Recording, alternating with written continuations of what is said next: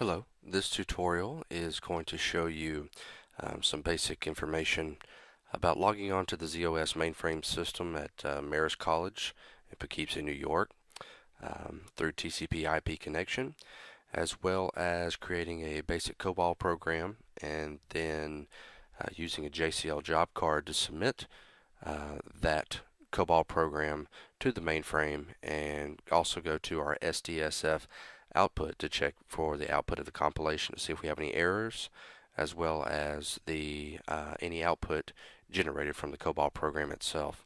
So right here on the initial mainframe screen, I can either hit log on or L for short. So I'm going to log on. I'm going to enter my unique user ID, my password, and then some broadcast messages come up.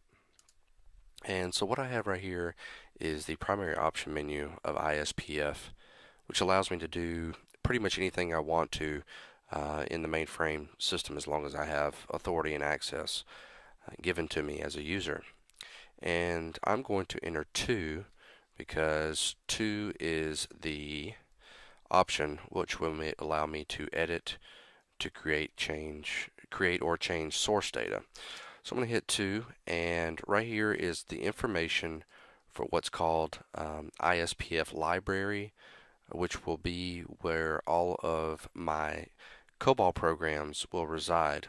If you notice, it is a multi-leveled framework where this is the first part is my user ID.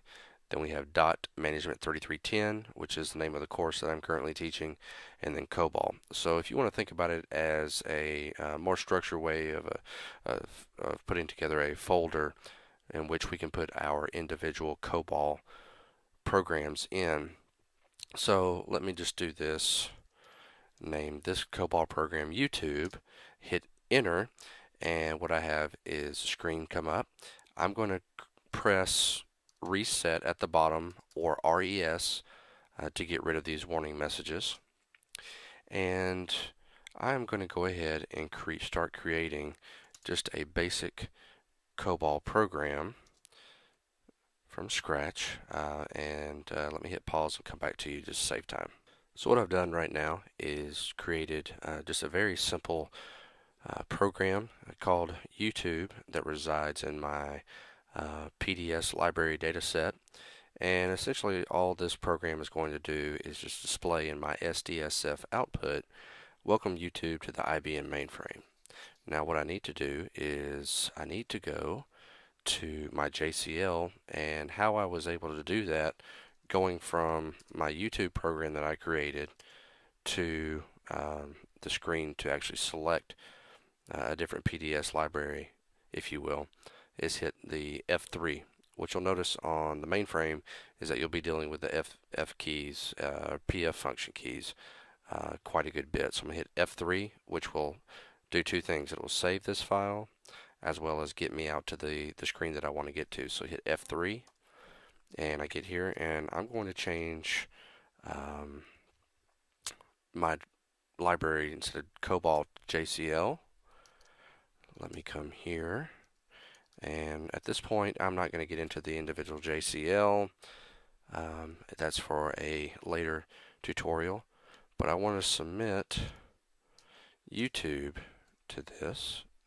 Hit submit at the bottom, or SUB. And now what this is asking for is a character to append to this unique user ID right here, so that I can find it in the job. So let me just say I want to do a Y for YouTube. It says it's submitted. Now what I'm going to be able to see when I hit enter again are the results of my job run. And I see I have a return code of 8. So let's go and find that. So let me hit enter again. And there are two ways that I can go and find the particular output. And I got to get to SDSF anyway. So what I can do is hit F3 several times until I get to the main primary option menu. And SDSF in this case is option 13.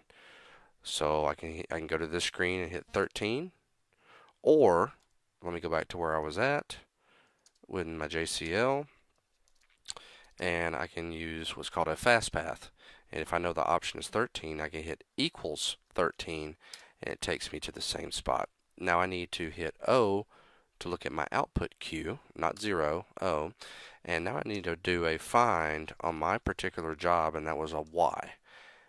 And I see two outputs, and let me see what's going on with my COBOL. I'm just going to hit select by the COBOL.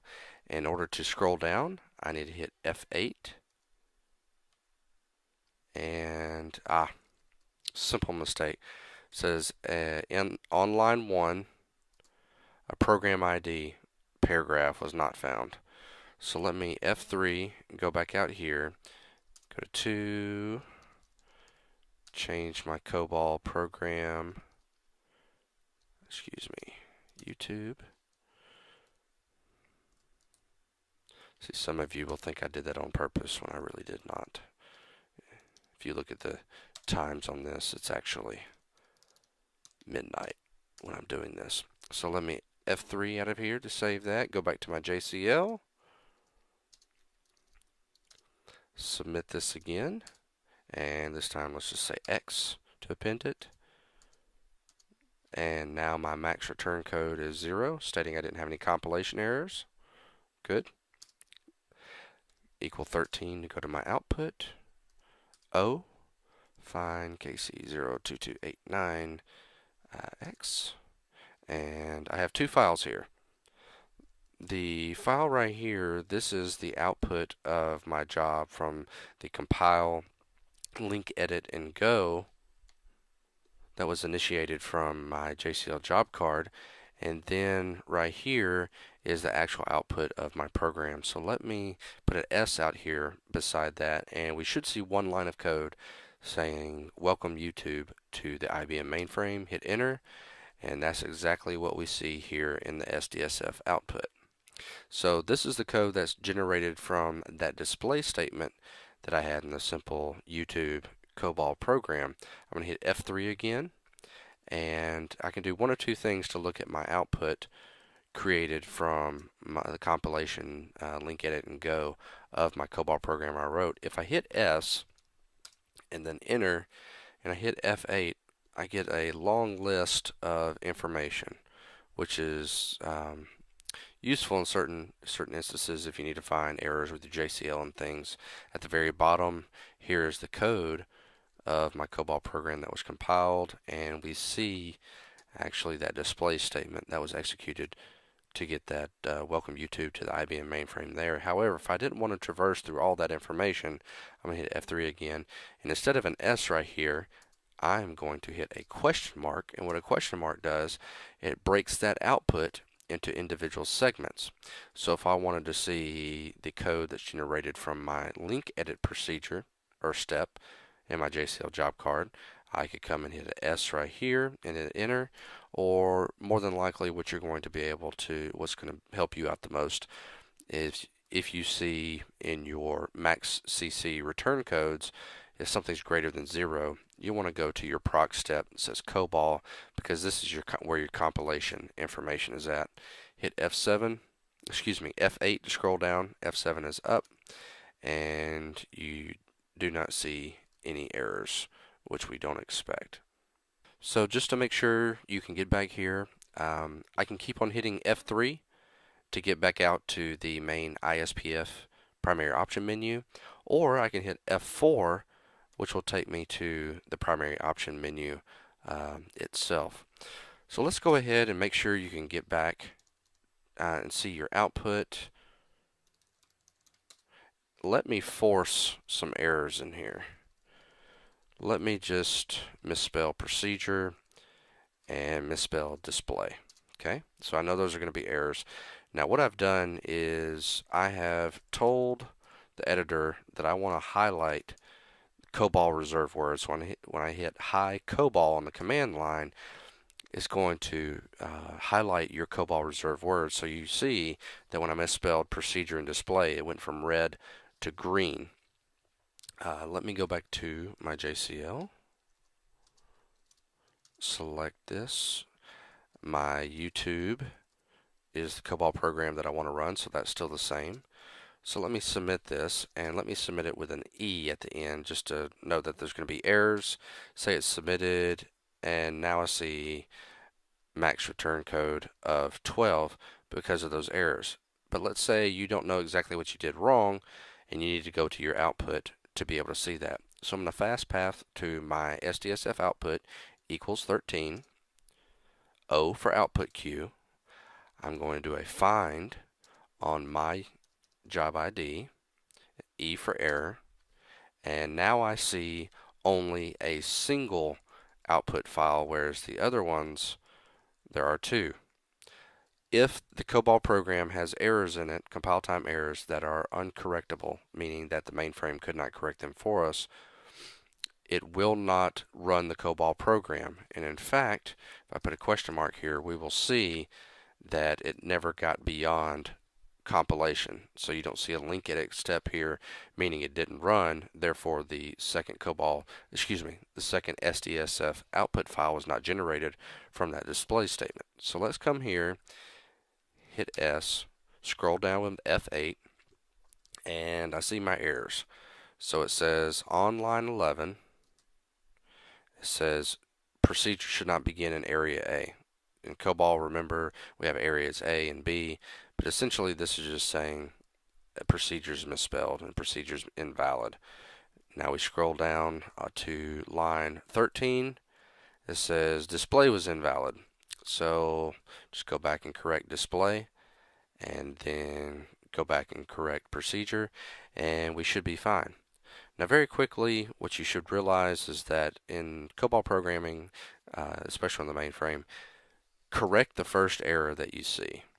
You might have a long list of errors generated here in your SDSF output, but always correct at least the first error and then go back and rerun it and submit it through the JCL to see what happens. Because sometimes when you have one error, it just kind of has a domino effect on everything else, meaning the COBOL program can't compile past that point. So that's it for this tutorial, just showing you some basic information on how to log in and get to the points, the COBOL program, the JCL, and the SDS output on the IBM mainframe. But just to recap right here, let me go. I've got some basic steps. First of all is you create the COBOL program. Second of all is you create the JCL job card to compile, link edit, and go, or in other words, run the COBOL program that you created. You submit the JCL job card to the mainframe, and then the fourth and final step is you're going to check the SDSF output, which is option 13 from the main ISPF primary option menu, then option O, and then do a find on your job ID and then whatever you appended to it. And then go and check out the output generated from the compile link go step, as well as the output, and go from there.